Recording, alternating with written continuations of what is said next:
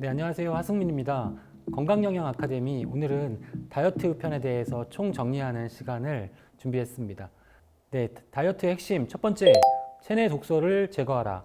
네, 지금 그림에서 보시는 것처럼 체내에 독소량이 많으면 우리가 다이어트를 해서 체지방을 없앤다고 하더라도 그 독소를 중화시키기 위해서 우리 몸은 다시 체지방을 축적을 시킵니다. 그래서 다이어트의 핵심 첫 번째 1단계는 체내 독소를 줄이는 과정이 필요하다. 디톡스가 선행이 되어야 된다는 겁니다. 네, 체내 유해 물질은 중성지방과 결합해서 이제 우리 체내에 축적이 되는 것이고요. 그 다음에 중성지방이 감소했을 때 유해 물질의 농도가 상승하기 때문에 다시 이 유해 물질의 농도를 낮추기 위해서 체지방이 이제 다시 이제 축적이 되는 거죠. 그렇기 때문에 독성 물질을 없애는 것이 중요하다. 먼저 그래야만 그 이후에 체지방을 줄이더라도 다시 체지방이 축적되는 그런 요현상이 나타나지 않을 수 있다는 겁니다. 그래서 디톡스가 상당히 중요한데 우리 몸의 독소를 제거하기 위한 조건들을 먼저 충족시키는 것이 필요합니다. 네, 식이섬유가 충분한 그런 과일과 채소 위주의 식생활을 하셔야 되고요. 그리고 육류와 가공식품의 섭취를 줄이셔야 하고요. 그리고 유산균, 식이섬유, 또 프락토 올리고당 같은 그런 그 유산균의 증식에 도움이 되는 성분들을 충분하게 섭취해 주시는 것이 필요하고, 그 다음에 간의 해독 기능을 강화시켜야 합니다.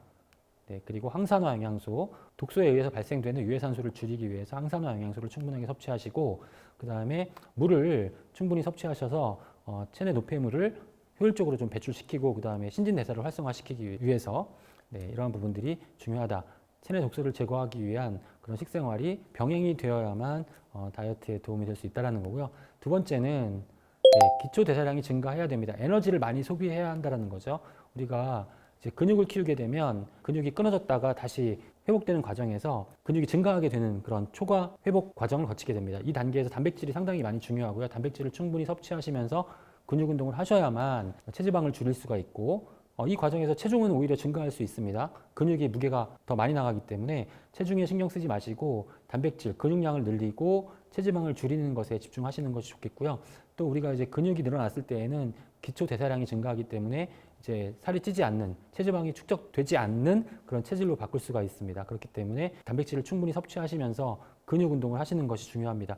우리 몸에는 근육이 여러 가지가 있습니다. 골격근이 있고요. 그 다음에 내부 내장 기관에 결합되어 있는 평활근이 있고, 심장 근육인 심근이 있는데, 이 근육의 종류에 따라서 강화시킬 수 있는 방법이 다 있겠죠. 우리가 운동을 할 때 유산소 운동하고 근육 운동하고 뭐 스트레칭 이렇게 나눌 수가 있는데, 특히 유산소 운동의 경우에는 우리가 몸 안에 있는 그런 기관의 그 평활근 그리고 심근을 강화시킬 수 있는 기능이 있고, 근력 운동의 경우에는 골격근을 강화시킬 수가 있기 때문에 우리가 유산소 운동과 근력 운동을 병행하면서 단백질을 충분히 섭취하면 근육이 발달하게 되고, 그 다음에 근육에서 소비되는 에너지가 증가하기 때문에 다이어트의 성공 조건을 충족시킬 수가 있게 됩니다. 그리고 이제 다이어트의 성공을 위한 기본 영양소, 중요한 것이 바로 비타민과 미네랄입니다. 지금 보시는 바와 같이 다양한 비타민과 미네랄이 에너지가 대사되는 과정에서 꼭 필요하고, 에너지 대사가 정상적으로 이루어져야만 다이어트에 성공할 수 있습니다. 그렇기 때문에 비타민, 미네랄 필수적으로 섭취하시면서 다이어트를 하셔야 되는 거고요. 비타민 B군의 경우에는 특히 이제 열량 영양소라고 할 수 있는 탄수화물, 단백질, 지방 대사에 모두 관여를 하게 됩니다. 지금 보시는 바와 같이 대량 영양소의 대사 과정, 모든 과정에 다 관여를 하게 되고, 에너지 생성하는 데 필수적이기 때문에 비타민, 미네랄 중요하다고 말씀드렸는데, 특히 그 중에서도 비타민 B군을 충분하게 섭취하시면서 보충하시면서 다이어트 하시는 게 좋겠고요. 네, 그리고 비타민, 미네랄 중에서도 크롬이 지방과 당 대사에 관여하는 그런 미네랄이기 때문에 충분하게 섭취하셔야 됩니다. 그래서 결론적으로 말씀드리면 다이어트 성공을 위해서는 비타민, 미네랄 기본적으로 충분하게 섭취하시면서 다이어트 하셔야만 성공률을 높일 수 있다. 네, 이렇게 정리할 수 있겠습니다. 네, 또 하나 다이어트의 중요한 영양소 중에 하나가 바로 코엔자임 Q10입니다. 지금 보시는 그림이 세포 내에서 에너지가 생성되는 그러한 과정입니다. 여기서 이제 미토콘드리아라고 하는 세포 내 기관에서 에너지가 발생되는데, 우리가 섭취한 음식과 산소를 이용해서 여러 가지 대사 경로를 통해서 이제 에너지가 발생이 되게 되는데요. 여기서 중요한 것이 유해산소가 발생한다는 것이고, 대사 산물로서 CO2, 이산화탄소와 물이 발생되고 우리 몸 밖으로 배출이 되는데, 여기서 중요한 역할을 하는 것이 에너지 활성화에 도움이 되는 것이 코엔자임 Q10. 그리고 또 하나의 역할이 유해산소를 억제해주는 그런 항산화 기능을 동시에 할 수 있습니다. 그래서 코엔자임 Q10은 에너지 활성화와 항산화 기능 동시에 할 수 있기 때문에 코엔자임 Q10을 충분하게 보충하시는 것도 다이어트에 매우 중요하다라고 말씀을 드리고 싶습니다. 네 번째는 비만 원인균을 제거해야 한다는 것입니다. 비만인 분들의 장 안에 그 비만 원인균이 비율이 높다고 합니다. 그래서 1906년에 워싱턴 대학교의 제프리 고든 교수팀이 연구한 그 내용에 의하면 비만한 분들의 장내에 서식하는 균을 쥐에 이식했더니 비만한 쥐가 됐고, 정상인 분들의 어떤 장내 균을 쥐에 이식했더니 그대로 이제 비만이 되지 않았다. 이 얘기는 무슨 얘기냐면 장내의 세균의 종류에 따라서 비만을 유발할 수도 있다. 비만 원인균이 중요하다. 그리고 이제 장내의 환경이 안 좋으면 여러 가지 그 대사 과정에 영향을 미치기 때문에 이제 이러한 비만 원인균 장내 환경을 개선시키고 나서 다이어트를 진행해야만 성공률을 높일 수 있다. 이 중요한 네 가지에 대해서 말씀을 드렸고요. 다이어트 불변의 법칙, 섭취량을 줄이지 않고 섭취하는 음식의 종류를 바꾸는 겁니다. 그 다이어트에 도움이 되는 그런 음식을 배고프지 않게 충분하게 섭취하시는 그런 방법이 중요하고요. 그 다음에 앞서 말씀드린 바와 같이 비타민, 미네랄, 그리고 유산균, 식이섬유, 단백질 충분하게 섭취하시고 코엔자임 Q10까지 함께 보충해 주시면 더욱 좋겠죠.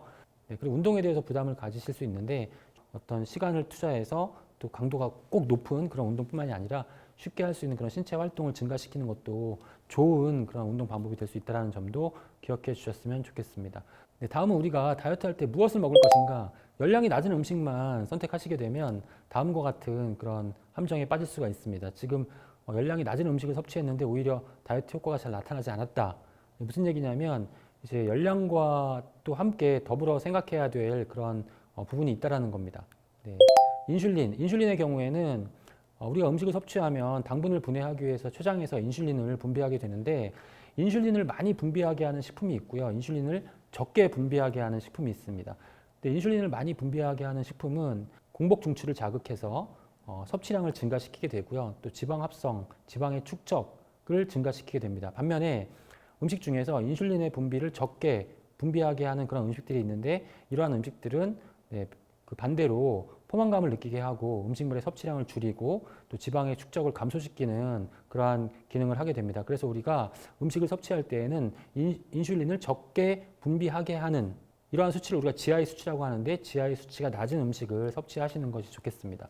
그리고 이제 GI 수치가 높은 그런 음식을 섭취하면 그렐린이 자극되기 때문에, 그렐린이 많이 분비가 되기 때문에 우리가 식욕이 높아지는 그러한 결과가 나타날 수 있으니까, 반대로 인슐린의 분비를 적게 하는 그런 식품을 섭취하시면 렙틴의 분비를 활성화시켜서 포만감을 느끼고 식욕을 억제하게 하는 그러한 변화를 기대할 수 있게 되는 겁니다. 그래서 GI 수치가 열량과 상관없이, 열량이 높지만 GI가 낮은 음식이 있습니다. 그렇기 때문에 우리가 열량도 낮고 GI가 낮은 음식을 섭취량을 줄이지 말고 공복감을 느끼지 않을 정도로 섭취하셔도 이제 다이어트 효과가 나타날 수 있고요. 여기서 또 하나 이제 GI 수치에서 한 걸음 더 나아간 개념이 있는데, 이제 GI 수치가 낮지만 그러니까 한 단위의 섭취량이 많은 음식들이 있어요. 이것까지 이제 고려를 해서 한 단위의 섭취량까지 고려한 개념이 이제 당 부하 지수 GL 수치인데요. GL 수치는 뭐 GI 수치와 거의 유사하긴 하지만 GI는 높지만 GL이 낮은 경우도 많아요. 그러니까 이런 부분도 함께 같이 고민해 주시면 우리가 다이어트 할 때 효율적으로 도움이 될 만한 그런 식단을 구성하시는데 아마 도움이 되실 것 같습니다. 결론적으로 말씀드리면 우리가 어떤 음식을 섭취해야 할까라고 한다면 무조건 열량이 낮은 음식만 선택하시는 것이 아니라 열량이 낮고 당지수가 낮고 또 더 나아가서는 당 부하 지수가 낮은 그런 음식을 선택하시는 것이 도움이 될 것이다 라는 말씀을 드리는 거고요. 그리고 식생활 하시면서 도움이 될 만한 팁을 몇 가지 알려드리도록 하겠습니다. 식사 유도성 체열산생, 약자로 DIT라고 하는데, DIT가 뭐냐면 우리가 음식을 섭취했을 때 우리 음식을 소화시키면서 열량을 이제 소비해요.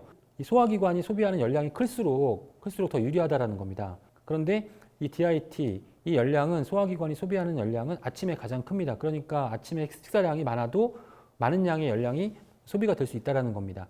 그리고 이제 점심 때, 저녁 때 되면 이제 점점 줄어듭니다. 그렇기 때문에 우리가 아침을 적게 먹고 저녁을 많이 먹으면 비만이 되기가 쉬운 거고요. 아침을 많이 드시고 저녁을 적게 먹으면 다이어트에 도움이 된다는 내용이죠. 또 하나는 우리가 식사 시간을 좀 여유 있게 유지하자. 이 얘기는 무슨 얘기냐면 음식을 섭취하기 시작해서 포만감을 느끼게 될 때까지 한 20분 정도 시간이 필요합니다. 그러니까 20분이 되기 전에는 우리가 음식을 아무리 많이 섭취해도 포만감을 느끼지 못합니다. 그렇기 때문에 필요 이상으로 많은 양의 음식을 섭취하시게 되기 때문에 우리가 음식을 천천히 조금씩 드시면 시간이 어느 정도 지나서 적게 드셨어도 포만감을 느끼는 그런 시간대가 있기 때문에 천천히 음식을 섭취하시는 게 중요한데, 우리나라 국민들의 정도가 식사 시간이 15분 미만이라고 합니다. 네, 그러니까 좀 여유 있게 천천히 식사하시는 게 좋겠고요. 또 하나는 충분한 물을 섭취하시는 것이 좋습니다. 충분하게 수분을 섭취하시면 체내 노폐물도 효율적으로 배설시킬 수 있고 더 대사도 원활해지기 때문에 효율적으로 에너지 소비가 가능하다. 또 하나는 조금씩 자주 먹는 것이 좋겠다. 왜냐하면 우리가 음식을 한꺼번에 많이 섭취하면 이 섭취된 음식 중에 있는 열량이 다 소비가 되지 않습니다. 글리코겐의 형태로 간이나 근육에 저장이 되거나 그렇게 저장이 되고도 남은 그런 여분의 당이 지방으로 저장이 됩니다. 지방으로 전환이 돼서 저장이 되는데 우리가 이제 글리코겐으로 저장된 양까지는 쉽게 사용을 할 수가 있습니다. 그렇지만 한번 지방으로 저장이 되면 저장된 지방은 다시 에너지로 소비시키기가 상당히 어렵습니다. 다이어트가 어려운 이유가 바로 여기에 있는 거죠. 그러니까 지방까지 저장될 양보다는 적게, 조금 자주 이렇게 섭취하시는 것이 다이어트에는 도움이 되는 그런 식생활 방법이라고 말씀을 드릴 수가 있겠습니다.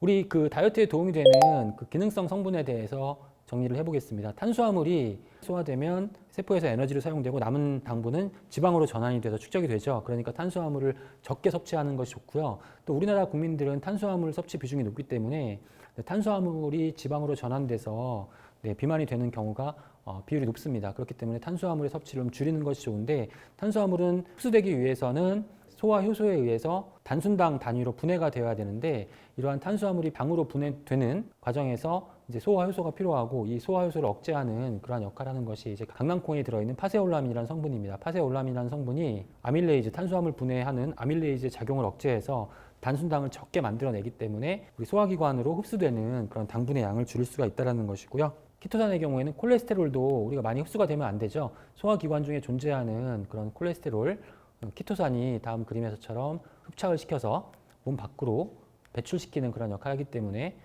콜레스테롤 흡착 배출 효과를 기대할 수 있고 또 체지방 감소 효과도 기대할 수 있습니다. 그리고 이제 당분이 우리 체내에서 지방으로 전환된다고 말씀을 드렸는데 포도당이 이제 우리 미토콘드리아에서 대사가 되면서 전부 에너지화가 되지 못하면 나머지가 다시 여러 단계의 경로를 통해서 지방으로 합성이 돼서 저장이 됩니다. 그래서 여분의 탄수화물이 여분의 당분이 지방으로 전환되는 것을 막아주는 역할을 하는 가르시니아 캄보지아에 함유되어 있는 HCA라는 성분입니다. 그래서 HCA는 우리 체내에서 당분이 지방으로 전환돼서 축적되는 것을 억제해주는 그런 역할을 한다.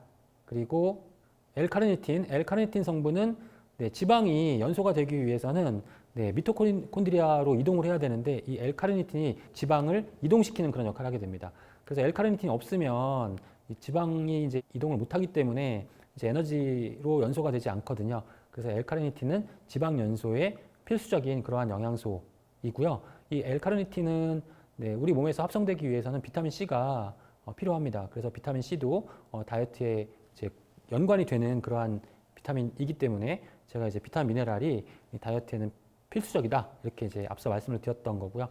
다음은 CLA입니다. CLA는 지방세포에 지방이 축적되는 것을 감소시키고요. 그 다음에 체지방을 분해하고 에너지 소비를 증가시키고 지방세포를 파괴시켜서 체지방량을 감소시키는 데 효율적인 그런 기능성 성분으로 인정을 받은 그런 영양소입니다. 식이섬유 같은 경우에도 체내에서 수분을 흡수하고 부피가 커지기 때문에 포만감을 주어서 체중 조절에 많이 도움이 되고요. 그리고 당분의 흡수를 감소시키는 과정을 통해서 혈당을 농도를 조절하는 데도 도움이 될 수 있습니다. 이러한 다양한 기능성 성분들의 도움을 받으시는 것도 다이어트를 효율적으로 진행해서 성공률을 높이는 방법이 될 수 있을 것 같습니다.